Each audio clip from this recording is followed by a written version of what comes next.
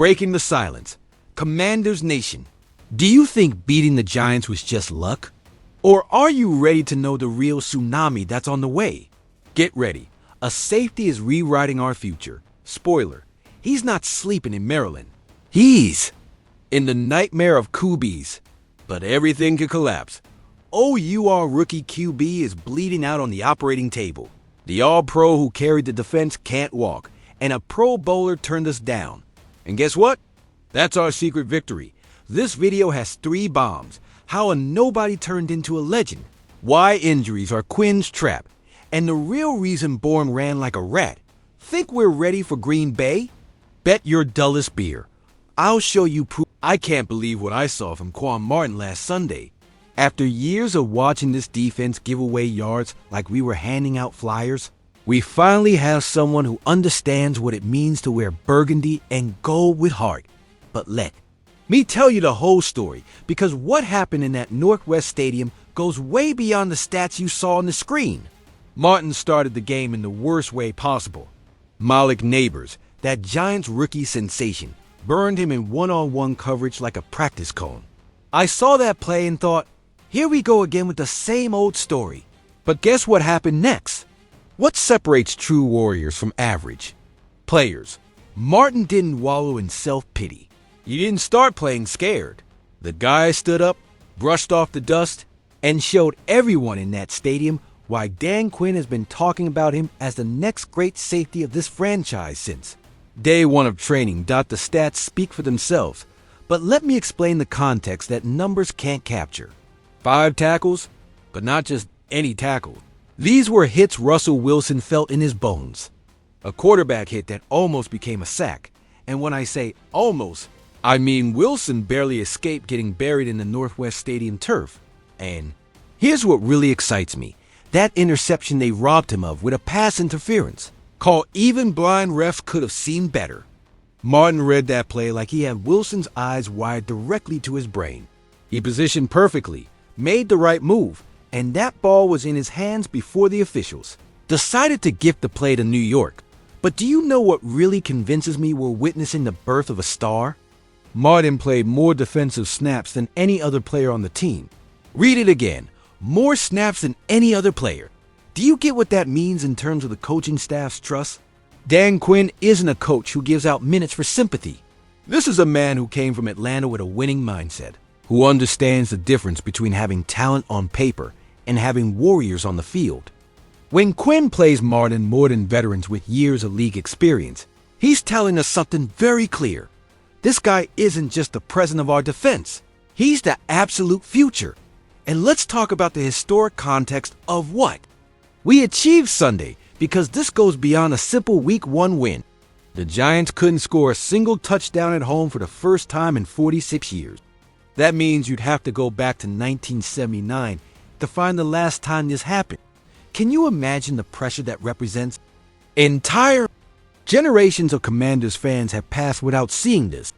Parents telling their kids about the good times when we could finally compete against our divisional rivals.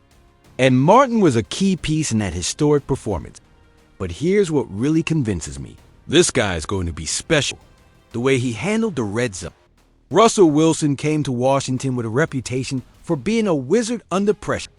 A quarterback who could create something out of nothing when the field shrinks. And what happened when he faced our Martin-led defense? Wilson ended 2 of 9 for 12 yards and a passer rating of 39.6 in the red zone. Those numbers aren't just bad. They're brutal. We're talking about a veteran. Quarterback with playoff experience, with a Super Bowl on his resume, being completely neutralized by a defense that just 2 seasons ago was the league's laughingstock. And Martin was the architect of that domination. Twice the Giants reached our 5-yard line. Normally, those are automatic touchdowns against the defenses we've had in previous years. But this isn't a normal defense, and Martin isn't an average safety. The guy studied every formation, read every route, and when Wilson tried to attack through the air, Martin was there like a brick wall waiting.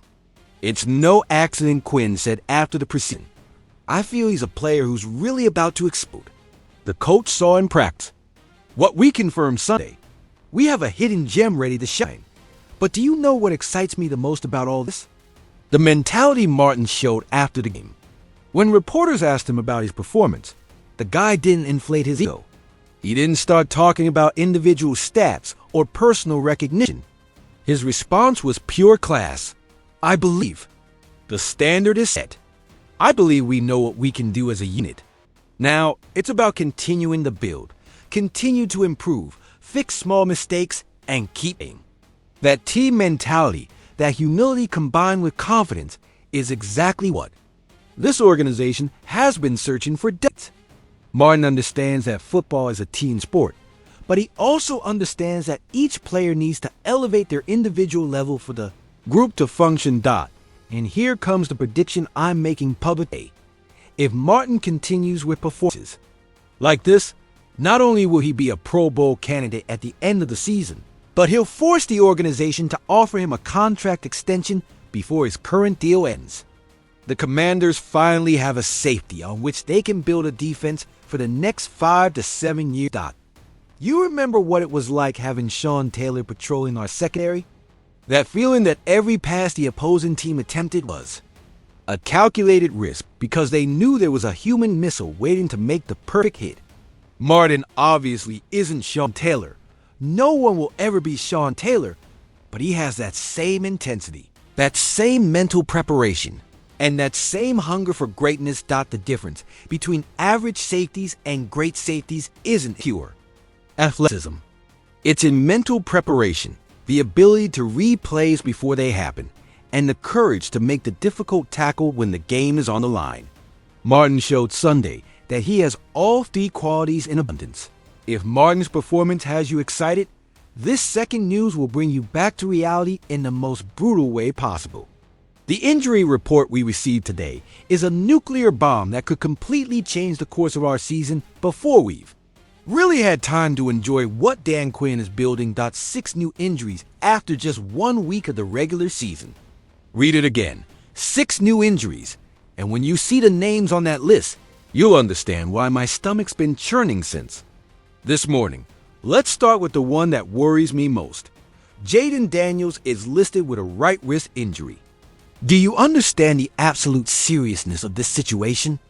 We're talking about our rookie quarterback, the key piece in the puzzle Adam Peters built during the entire offseason, with an injury to his throwing arm after just 1 game. I watched that entire game 3 times, and I still don't recall a specific play where Daniels took a direct hit to the wrist. What that tells me is this injury possibly came from the accumulation of contact throughout the game, which is even more concerning because it means his body is already feeling the physical level of the NFL after just 60 minutes of play. And do you know what keeps me up at night? We're playing Thursday night football against Green Bay in just 3 days. 3 days for Daniels to fully recover, for the medical staff to evaluate if he can play without risking aggravating the injury, and for Marcus Mariota to mentally prepare in case he needs to start. But the bad news doesn't stop there. Tressway, our all-pro punter, who's been one of the few positive constants of this organization for years, is listed as DNP, did not practice, with a back injury he sustained when Abdul Carter rolled him up during a punt play Sunday. I saw that play live and knew immediately something was wrong. Way got up slowly, touched his lower back, and though he finished the game, it was obvious he was playing in pain. Now it turns out the injury is serious enough to keep him out of practice, which worries me because an injured punter can completely ruin the field position game crucial in tight matches. Austin Eckler shows up on the list with a shoulder injury no one saw coming. Eckler is our backfield escape valve, the veteran running back who can create something from nothing when the offensive line isn't working perfectly.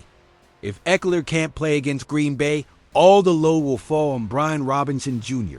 And, although I like Robinson, I don't think he's ready to shoulder the entire ground game responsibility alone. Darren Payne is limited with a calf injury, and this is critical for our defensive line. Payne is our anchor in the middle, the player who allows Jonathan Allen and the other pass rushers to do their job because the offense has to dedicate extra resources to blocking him. If Payne isn't at 100%, all our defensive Pressure falls apart. Dietrich Wise shows up with a knee injury, and here we have a serious depth problem on our defensive line. Wise was a monster against the Giants on Sunday, generating constant pressure and being a nightmare for their offensive line. If we lose him, who's going to generate that pressure from the edge? Is Clelin Ferrell going to be ready to take on that extra responsibility? John Bates is listed with a shoulder injury, and though he's marked as full in practice, any injury to a tight end is concerning because these guys have to block 280-pound defensive ends and also run routes over the middle, where they'll take brutal hits from linebackers.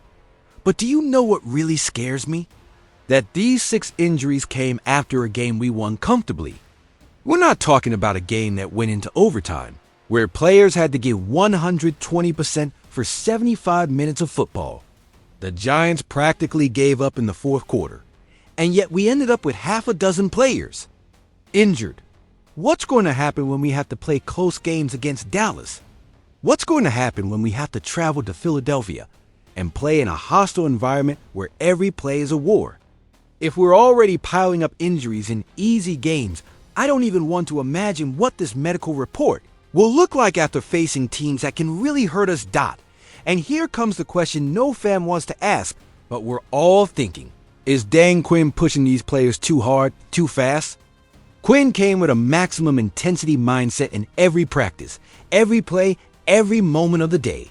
That mentality is exactly what we needed to change the losing culture of this organization. But what's the physical price we're going to pay? Thursday, night football against Green Bay isn't just another game. It's a statement game. An opportunity to show we can compete against a playoff caliber team on the road, in prime time, with the whole world watching. But if we arrive at that game with half the team walking like zombies, all the positive expectations we generated in week 1 will turn into legitimate concerns about this roster's physical capability. The good news is we have players like Jonathan Jones and Dorrance Armstrong, who were limited last week with injuries, but show no designation this week. That tells us the medical staff is being conservative with the reports, preferring to list a player for precaution instead of risking a minor injury escalating into something serious. Marcus Mariota is also clear after dealing with Achilles tendonitis during the preseason, and that's crucial considering Daniel's situation.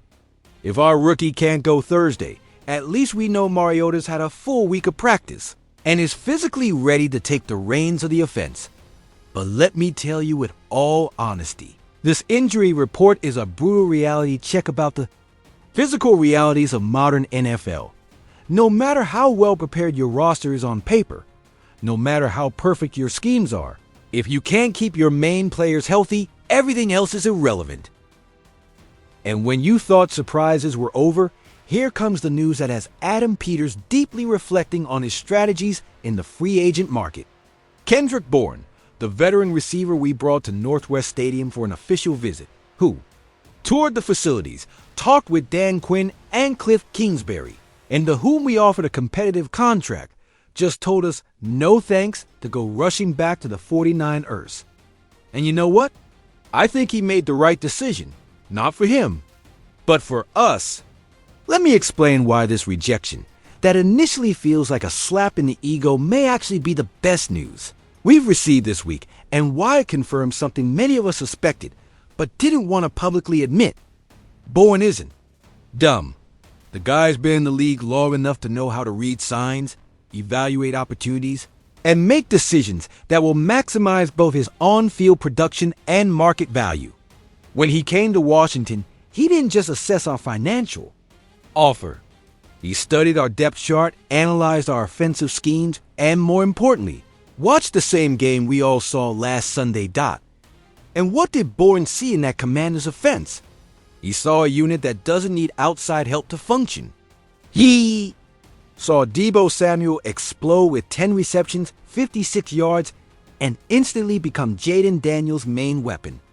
He saw Terry McLaurin, who had a relatively quiet day, still being our undisputed WR1 and will regain his elite form soon. He saw Chris Moore, a player supposedly meant to be a compliment, make the most spectacular catch of the game with that 34-yard grab where he had to drag his feet on the sideline like DeAndre Hopkins in his prime.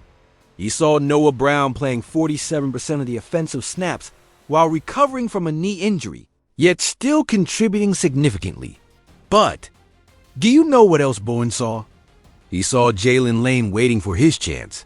He saw Luke McCaffrey, Christian's younger brother, with the talent and genetics to be special if we give him the correct minutes.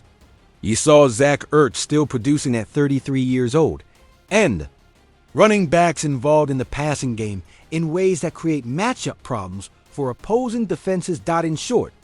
Bourne saw an offense that already has 7 players capable of contributing significantly in the passing game and realized something fundamental.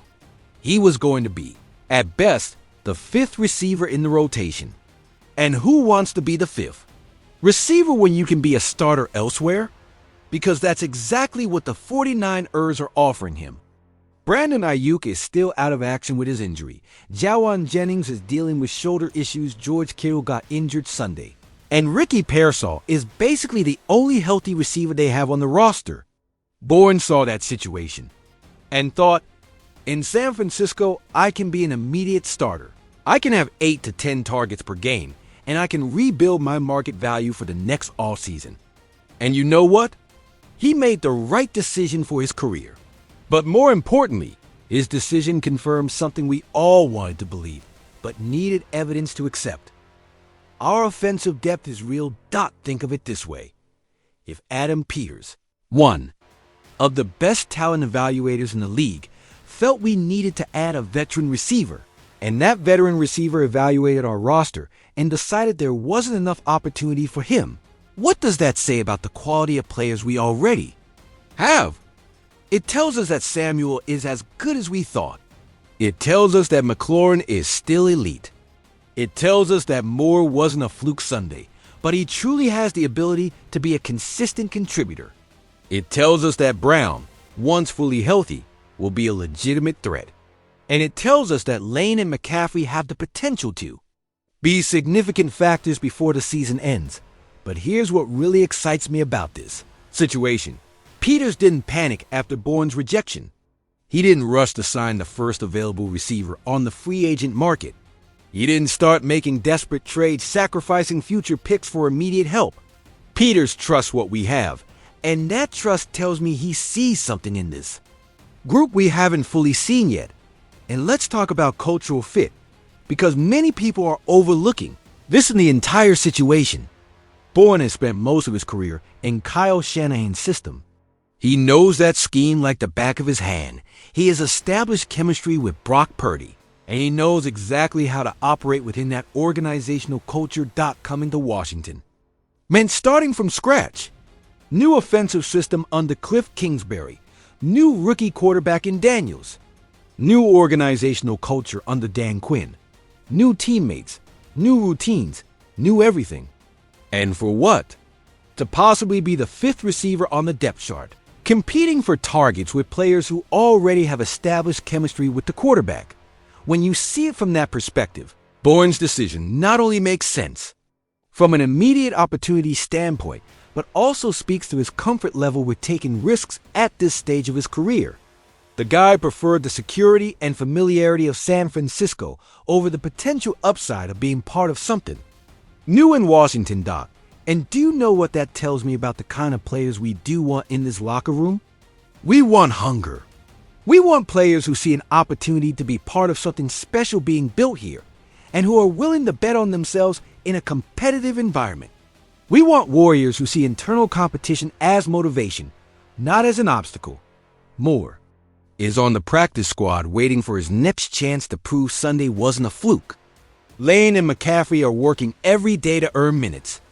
Even Samuel, already established as our WR2, keeps working to improve his chemistry with Daniels and expand his role within Kingsbury's system.